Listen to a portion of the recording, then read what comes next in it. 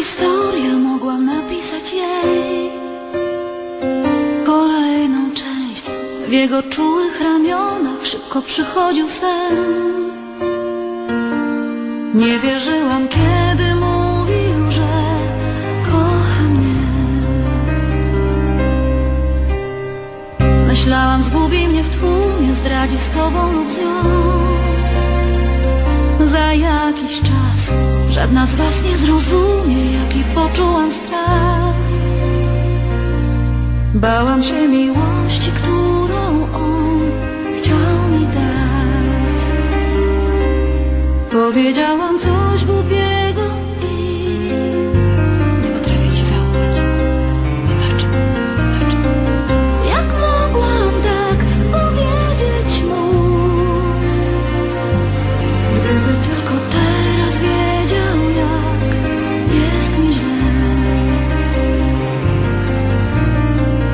Jak mogłam nie zatrzymać słów i pozwolić tak po prostu, by odejść mógł.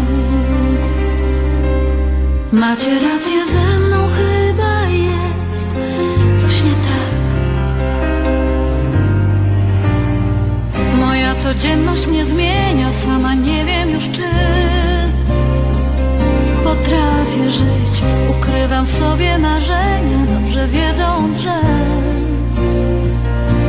żadne z nich beze mnie nigdy nie spełni się. Jak mogłam tak powiedzieć mu?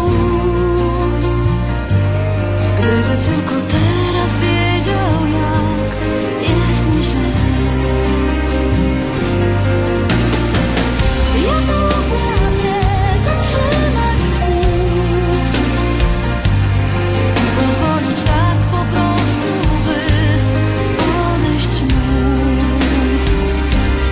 Teraz, kiedy jestem z wami tu, czuję siłę swoich słów. Może los da mi szansę znów.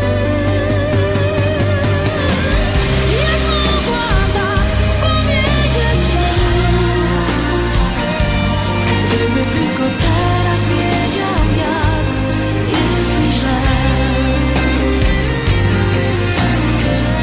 Jak mogłam nie zatrzymać słów i pozwolić tak po prostu, by odejść mógł. Jak mogłam tak powiedzieć mu? Gdyby tylko teraz wiedział, jak jest mi źle. Jak mogłam tak powiedzieć mu i pozwolić tak po prostu, by odejść.